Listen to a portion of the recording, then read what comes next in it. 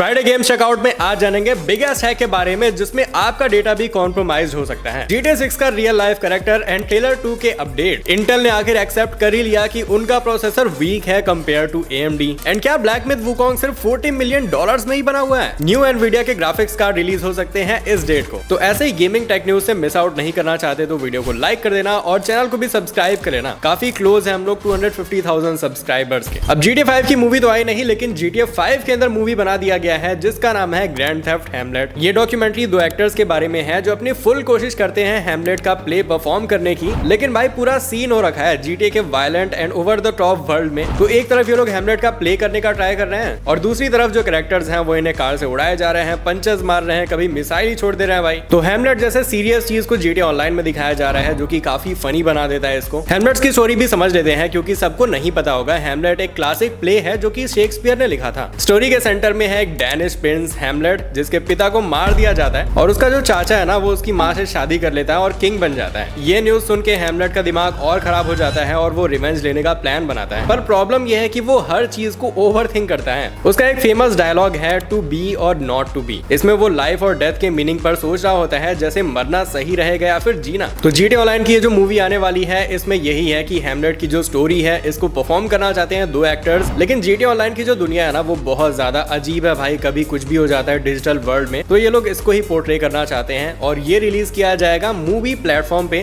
अभी release date तो नहीं पता लेकिन 2024 के अंदर आ जाएगा ये। तो आप ये मूवी देखोगे या फिर नहीं मुझे कमेंट्स में जरूर बताना। और हाँ, ये कोई मशीनेमा नहीं है, ये बस नॉर्मल गेम प्ले की तरह लगता है जिसका ट्रेलर आप मूवी पे ही जाके देख सकते हो। मुझे तो भाई थोड़ा सा फनी लगा, बाकी आप देखो यार आपको कैसा लगता है। पिछले फ्राइडे गेम चेकआउट के एपिसोड को देखकर आपको पता चल गया होगा कि RDR एंड अनडेड नाइटमेयर आने वाले हैं PC पे 29 अक्टूबर को। अब प्राइस भी रिवील हो चुकी है जो कि है $50 और इंडिया में होने वाला है 3800 INR। अब इस चीज को देखकर ना फैंस बिल्कुल भी खुश नहीं है क्योंकि ये काफी पुराना गेम है। 14 साल हो गए भाई इस गेम को आए हुए और अभी भी ये लोग $50 चार्ज कर रहे हैं इस गेम के लिए। और सबसे अजीब बात तो ये है ना कि ये कोई रीमास्टर या फिर रीमेक नहीं है बल्कि पुराने गेम को ही री रिलीज किया गया है 60 FPS के साथ में। तो बस इसीलिए ये लोग $50 मांग रहे हैं। बाकी ऑस्ट्रेलिया में ये $70 का मिल रहा है और ऑस्ट्रेलियन लोग तो भाई और भी ज्यादा गुस्से में है, पता नहीं क्यों। रिक्वायरमेंट्स को लेकर भी फैंस खुश नहीं है क्योंकि भले ही ये गेम 14 साल पुराना है लेकिन रिकमेंडेड रिक्वायरमेंट्स मॉडर्न गेम्स के बराबर हैं। तो RDR के मिनिमम रिक्वायरमेंट्स हैं i5 4th जनरेशन और ग्राफिक्स कार्ड में चाहिए GTX 960 या फिर AMD Radeon R7 360। लेकिन आपको पता होगा मिनिमम रिक्वायरमेंट्स तो भरोसा किया ही नहीं जा सकता।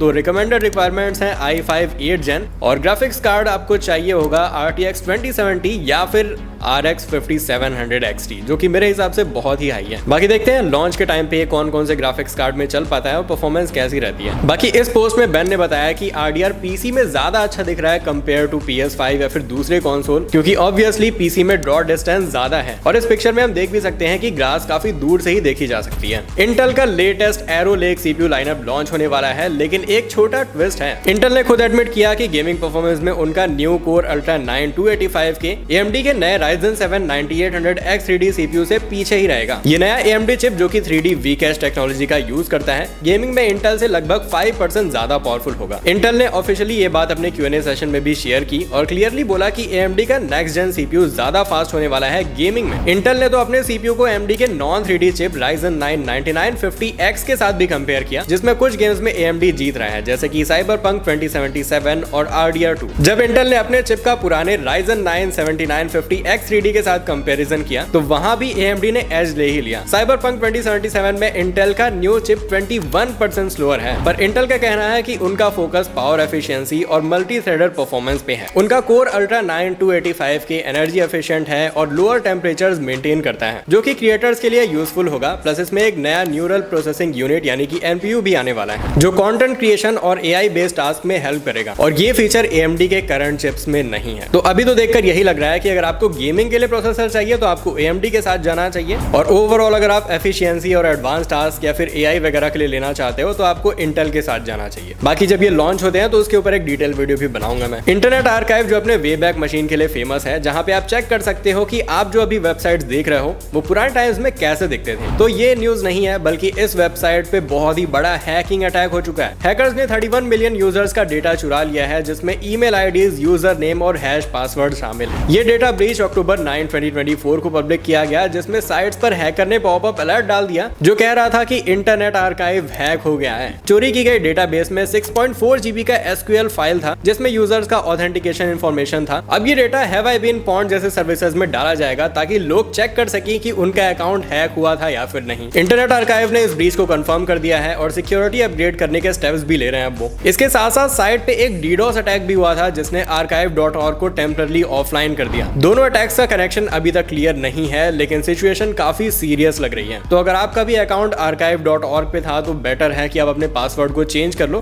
क्योंकि हो सकता है आपका भी पासवर्ड शेयर हो चुका हो। पायरेसी का इंपैक्ट गेमिंग इंडस्ट्री पे कितना बड़ा है ये डिबेट तो भाई बहुत ही पुरानी है, लेकिन एक नई स्टडी ने कुछ फ्रेश डेटा दिया है। इस रिसर्च का फुल फोकस था Denuvo DRM वाली गेम्स और उनके क्रैक्ड वर्जन के सेल्स पर क्या इफेक्ट होता है। स्टडी के अकॉर्डिंग अगर कोई गेम क्रैक हो जाता है तो उसके रेवेन्यू में एवरेज 19% की गिरावट होती है हर वीक, स्पेशली रिलीज के इनिशियल कुछ वीक्स में। Denuvo DRM का काम होता है गेम्स को क्रैक होने से बचाना, स्पेशली पहले 12 वीक में जब गेम की सेल्स पीक पर होती हैं। जितना जल्दी गेम क्रैक होता है उतना ज्यादा नुकसान पब्लिशर्स को होता है। अगर गेम पहले वीक में क्रैक हो जाए तो पब्लिशर्स को 20% तक रेवेन्यू लॉस हो सकता है, लेकिन अगर क्रैक 6 वीक के बाद हो तो ये लॉस सिर्फ 5% का ही होता है। स्टडी ने यह भी दिखाया कि अगर एक गेम Denuvo DRM के साथ 12 वीक्स तक इंटैक्ट रहता है यानी कि टोटल 4 महीने तक, तो पायरेसी का इफेक्ट बिल्कुल नेग्लिजिबल हो जाता है और उसके बाद कुछ पब्लिशर्स DRM हटा भी देते हैं। लेकिन अगर DRM जल्दी क्रैक हो जाए तो उसका नुकसान सीधा पब्लिशर की जेब पर पड़ता है। कॉन्कॉर्ड गेम के बारे में तो आपको पता ही होगा, ये वही प्लेस्टेशन का फर्स्ट पर्सन शूटर गेम है जो कि सिर्फ 2 हफ्तों के अंदर शट डाउन कर दिया गया था एंड सभी बायर्स को रिफंड भी मिलने लगे, चाहे उन्होंने फिजिकल डिस्क बाय किया हो या फिर डिजिटली डाउनलोड किया हो। लेकिन अब ऐसे हिंट्स मिल रहे हैं कि शायद ये गेम अभी भी जिंदा है। स्टीम डेटाबेस के अपडेट से पता चल रहा है कि शायद फायरवॉक्स स्टूडियोज ने इस पर काम करना बंद नहीं किया है। पिछले 11 दिनों से इसके बैकएंड फाइल्स को अपडेट किया जा रहा है जो कि हिंट देते हैं कि शायद कॉन्कॉर्ड वापस आ सकता है और स्पेकुलेशन चल रही है कि प्लेस्टेशन इसको रीपैक करके फ्री टू प्ले मॉडल में वापस ला सकते हैं जिसमें बैटल पासेस और मोनेटाइजेशन के फीचर्स हो सकते हैं, वैसे ही जैसे फाइनल फैंटेसी 14 और फॉलआउट 76 ने अपने शुरुआती स्ट्रगल्स के बाद कमबैक कर लिया था।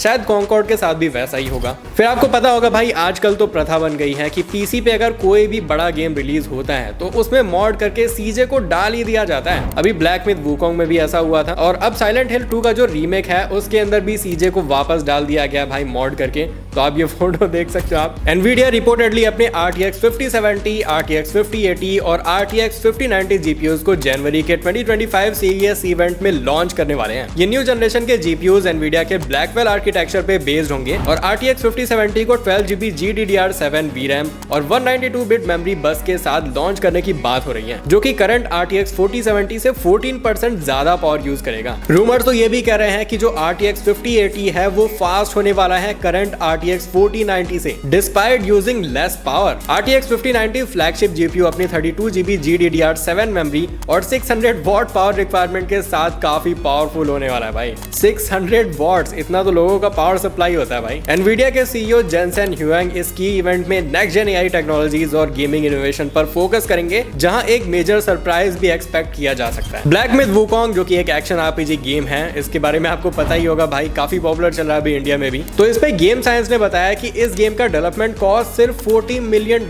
के आसपास था। मतलब कि भाई बाकी AAA गेम्स के कंपैरिजन में ये कॉस्ट बहुत ही ज्यादा कम है। अगर आप यूबीसॉफ्ट को ही देखो तो उन्होंने रिपोर्टेडली $650 मिलियन से लेकर $850 मिलियन के बीच में खर्च किया था अपने स्कल एंड बोन्स गेम पे, जो कि 10 साल तक डेवलपमेंट में था और उसके बाद भी वो फेल हो गया। लेकिन वहीं अगर हम ब्लैक मिथ वुकोंग की बात करें तो इस गेम को सिर्फ $40 मिलियन में बनाया गया था और इस गेम ने पहले ही मंथ में 20 मिलियन कॉपीज बेच डाली, जिसका एस्टिमेटेड रिवेन्यू होता है $1 बिलियन का रिवेन्यू भाई। ये प्रूव करता है कि हाई क्वालिटी गेम्स बनाने के लिए hundreds of millions of dollar का बजट जरूरी नहीं है। लेकिन बड़ा डिफरेंस ये भी है ना कि चाइना में डेवलपर्स की सैलरी वेस्टर्न कंट्रीज से काफी कम होती है। चाइनीज डेवलपर्स का एवरेज सैलरी होता है सिर्फ $43,000, जो कि वेस्टर्न काउंटर पार्ट्स का आधा है। इस वजह से वुकोंग का बजट लो है, लेकिन क्वालिटी में कोई भी कॉम्प्रोमाइज नहीं हुआ, जैसा कि आप देख ही सकते हो। तो क्या पता भाई फ्यूचर में बड़ी बड़ी जो स्टूडियोज हैं वो चाइना जैसे देशों में आउटसोर्स करें अपने प्रोजेक्ट्स को कॉस्ट कटिंग के लिए, क्योंकि ऐसे रूमर्स आ रहे हैं कि टेंसेंट अब यूबीसॉफ्ट को बाय करने वाले हैं और टेंसेंट तो चाइनीज कंपनी है ही। फिर GTA 6 तो अभी तक आया नहीं, लेकिन मायामी से स्टोरीज काफी पॉपुलर चल रही हैं। तो आपको पता होगा कि अभी मायामी में हरिकेन आया हुआ है एंड सब कुछ फ्लडेड हो हो चुका है। ऐसे में क्लिप काफी वायरल चल रही है इस पर्सन की जिसका एक पैर नहीं है। अब इस पोस्ट में भाई ने बोला था कि लेफ्टिनेंट डैन अगर आज सरवाइव कर लेते हैं तो इनके कैरेक्टर को मिलना चाहिए GTA 6 में रोल,